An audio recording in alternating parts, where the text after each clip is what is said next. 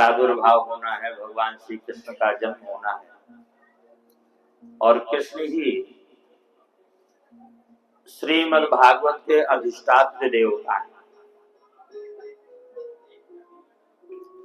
जब शौनकादि ऋषियों ने प्रश्न किया कि धर्मः किम शरणं गता,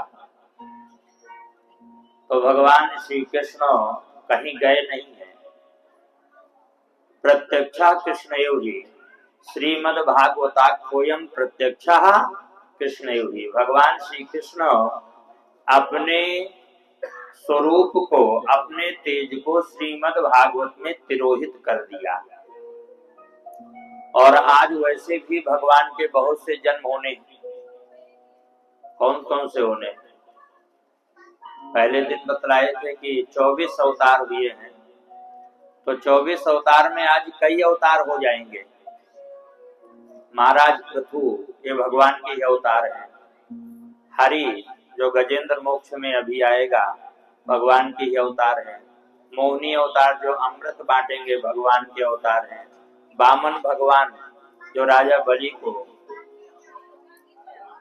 पृथ्वी का दान देंगे वो भी भगवान के अवतार हैं। भगवान राम का भी आज ही अवतार होगा, भगवान कृष्ण का ही आज अवतार होगा और नरसिंह भगवान का ही आज अवतार होगा। तो आज कई भगवानों के अवतार होंगे कथा में। तो आप सभी निश्चय ही बड़भागी हैं। ध्रुव चरित्र हमने श्रवण किया। अब ध्रुव चरित्र के वंश का जो आगे विस्तार होता है, कहते हैं कि ध्रुव जी के जो पुत्र हुए उत्कल और उनके पुत्र हुए अंग। अंग बड़े धार्मिक राजा थे, लेकिन उनके जो पुत्र हुए हैं बेन, वो बड़े अधार्मिक थे। पुत्र के अधर्म के कारण राजा अंग जो है घर से निकल करके कहीं जंगल में जाकर के गुफा में बैठ गए। ऋषियों ने, संतों ने जब देखा कि ये राज्य बिना राजा के है, तो उन्होंने बेन को राजा बना दिया। अब जैसे ही बेन राजा बन गया तो बेन ने पूरे राज्य में ढिंढोरा पिटवा दिया कि नयस्तव्यम न दातव्यम न होतव्यम दुजास्तुति। मेरे राज्य में न हवन होगा, न पूजा होगा, न पाठ होगा, न ब्राह्मण भोजन होगा, न यज्ञ होगा, कुछ नहीं होगा। क्यों नहीं होगा? ईश्वर है ही नहीं है। बहुत से नास्तिक आज भी कह देते हैं कि परमात्मा तो है ही नहीं है। तो वह जो कहते हैं कि ईश्वर नहीं है, वो समझ लीजिए उल्लू के बड़े भाई हैं। नो लोको पिबलोकितो यदि दिवा सूर्यस्य किम दूषणम। उल्लुओं की एक बार सभा हुई, उल्लुओं की सभा हुई और उस सभा में प्रस्ताव पारित हुआ कि सूर्य नहीं है। उल्लुओं की सभा में प्रस्ताव पारित हुआ कि सूर्य नहीं है। अब उनको दिन में तो दिखाई नहीं देता, इसलिए उनके सूर्य नहीं है। तो बहुत से नास्तिक लोग आज भी कहते हैं कि ईश्वर नहीं है। तो ये जो बेन था, जो ध्रुव के वंश में आगे चल करके पैदा होता है, ये बेन ने भी यही कहा कि ईश्वर नहीं है। इसलिए न यज्ञ होगा, न पूजा होगा, न पाठ होगा, न ब्राह्मण भोजा होगा, न कथा होगा, न भागवत, कुछ नहीं होगा, कुछ नहीं होगा। संत लोग बड़े परेशान हो गए। अरे अच्छे विचित्र राजा बना दिया हम लोगों ने। संतों ने एक दो बार जाकर के बेन को समझाया कि भाई ऐसा ठीक नहीं है। जब वो बेन नहीं माना तो संतों ने हुंकार भरी और बेन जो है धड़ाम से राज्य सिंहासन के गिर गया और उसकी मृत्यु हो गई। जब मृत्यु हो गई तो बिना राजा का राज्य हो गया। क्या किया जाए? तो उसके शरीर का मंथन किया गया, बेन के शरीर का मंथन किया गया। तो उसके शरीर से सबसे पहले निषाद पैदा हुआ। निशीथ बैठ जाओ। तो वो निषाद पैदा हो गया। इसके बाद फिर से मंथन किया गया तो महाराज पृथु पैदा हुए, जो भगवान के साक्षात अवतार हैं। पृथु महाराज को राजा बना दिया संतों ने, और राजा बना करके राज्य का बड़ी अच्छी तरह से संचालन करने लगे। महाराज पृथु बड़े भगवत भक्त थे। एक समय पृथ्वी ने सब कुछ चुरा लिया तो संतों ने आकर के कहा, महाराज न वर्षा हो रही है, न फल फूल मिल रहे हैं, न गायें दूध दे रही हैं, सब कुछ। उन्होंने पृथ्वी को जो है मारने के लिए धनुष बाण उठाया, पृथ्वी गाय के रूप में आ गई। महाराज उस समय इतना अत्याचार बढ़ गया था, इसलिए मैंने ये कार्य किया, अब जिसको जो कुछ चाहिए वो ले लीजिए।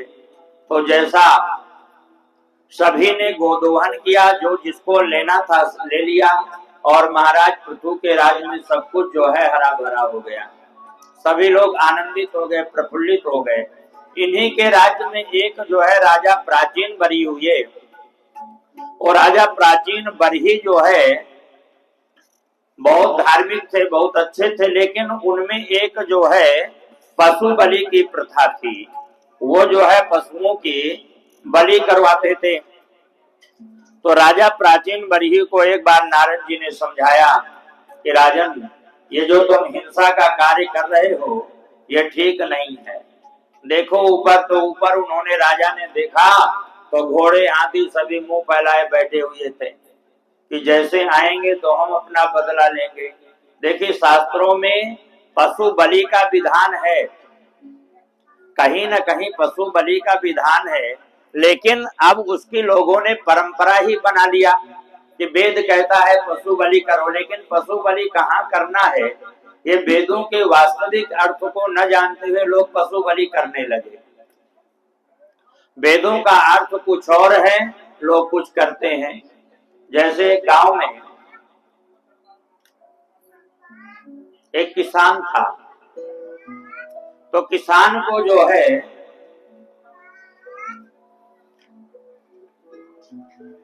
चावल का जो माड़ होता है उसकी पीने की आदत थी, और किसान गांव का मुखिया था। तो एक दिन कुछ अधिकारी लोग उससे मिलने के लिए आ गए। मीटिंग हो रही थी बहुत बड़ी। अब मुखिया के घर में मीटिंग हो रही थी, उधर मुखिया की पत्नी ने जो है चावल का माड़ निकाल करके रख दिया एक लकड़ी के पात्र में, जिसको कठौता बोलते हैं। बेटे से कहा कि जाकर के अपने पिताजी को बोल दो कि माड़ पी लेने, ठंडा हो जाएगा। अब बेटा गया तो पिताजी मीटिंग में बैठे हैं। अब बेटा ने विचार किया कि पिताजी से कह दूंगा कि पिताजी चलो चावल का माड़ पी लो, तो लोग क्या कहेंगे, लोग हंसेंगे, अरे मुखिया होकर के चावल का माड़ पीते हैं। तो बेटे ने बड़ी बुद्धिमानी से उस बात को कहा अपने पिताजी को कि पिताजी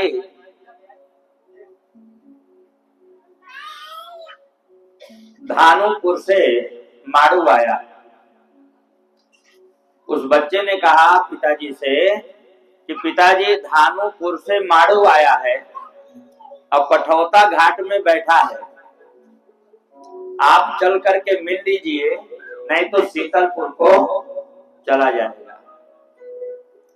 अब पिताजी ही वहां पर समझे, बाकी और जो अधिकारी लोग थे और जो लोग थे उनको ये लगा कि कोई आदमी आया होगा, धानुपुर नाम का कोई गांव होगा और माड़ू उस आदमी का नाम होगा, कठौता घाट होगा और शीतलपुर नाम का कोई गांव होगा, इसलिए मिलने नहीं तो चले जाएंगे।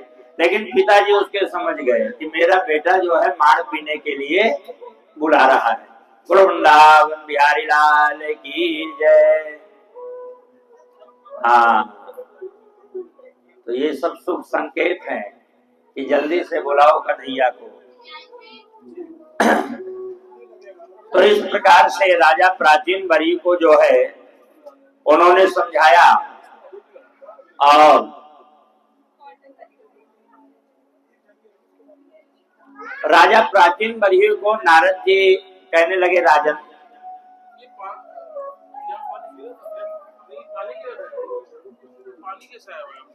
कहाँ पर किसी कलश का तो नहीं गिर गया?